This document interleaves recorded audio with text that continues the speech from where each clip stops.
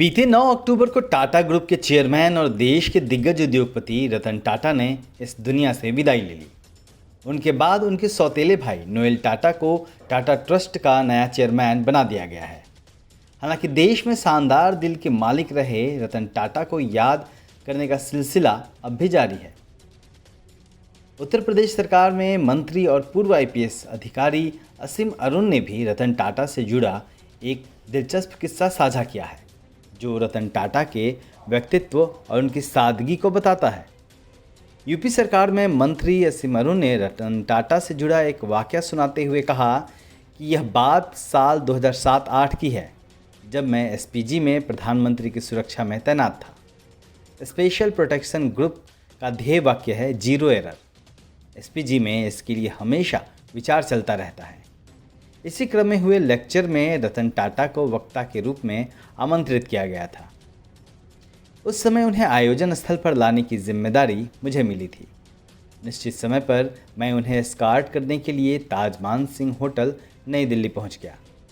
पता चला कि रतन टाटा जब भी दिल्ली में होते हैं तो यहीं रुकते हैं, वह भी प्रेसिडेंशियल स्वीट में नहीं बल्कि एक सामान्य से कमरे में। उनको लेकर जब हम निकलने लगे तो उन्होंने मुझे अपनी गाड़ी में ही बिठा लिया। करीब 50 साल पुरानी मर्सिडीज़ और सिर्फ ड्राइवर। मैंने पूछा, सर आपके साथ कोई सुरक्षा क्यों नहीं है? तो सहजता से बोले, मुझे भला किससे खतरा हो सकता है।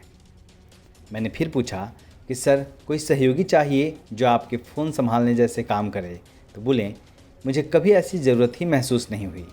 रास्ता दिखाने के लिए उनकी गाड़ी के आगे एक एसपीजी की टाटा सफारी मैंने लगा रखी थी। जब उनका ध्यान इस पर गया तो वे असहज हो गए और बोले, इसे हटवा दीजिए। जब तक यह वाहन हटाया नहीं गया तब तक उन्हें चैन नहीं आया। असीम अरुण ने आगे उन्हें याद करते हुए कहा कि लेक्चर समाप्त हुआ तो टाटा अपनी 50 साल पुरानी मर्सिडीज़ में बैठे। तो मैंने पूछा कि सर क्या मैं आपके साथ एयरपोर्ट तक चलूं? जवाब मिला, यदि आपके पास कोई और काम नहीं है तो चलिए। 1 घंटे मैं उनके साथ रहा, हर तरह के सवाल पूछे। उनके जवाबों में गजब सी सरलता थी और मुद्दों को समझने और हल करने की क्षमता भी। मैंने उनसे पूछा, एक्सीलेंस यानी उत्कृष्टता विकसित करने का क्या फॉर्मूला है?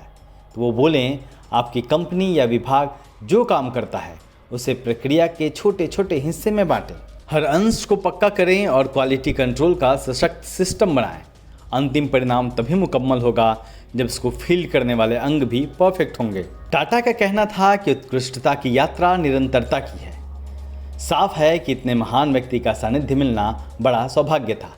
यह सौभाग्य और बढ़ गया जब कुछ दिनों बाद उनका यह धन्यवाद पत्र मुझे मिला, जिसे संजोकर मैंने रखा है और हमेशा रखूँगा। पत्र भी और उनकी सीख भी। असीम अरुण के इस किस्से से टाटा का एक नया रूप सामने आया है, जो टाटा की महान शख्सियत को बताता है। Bureau report, Delhi Dastak. मनुवादियों ने बहुजनों के इतिहास को, उनके नायकों को मिटा देने की तमाम कोशिशें की, लेकिन अम्बेडकरवादियों ने तमाम मुश्किलों को सहकर उसे जिंदा रखा।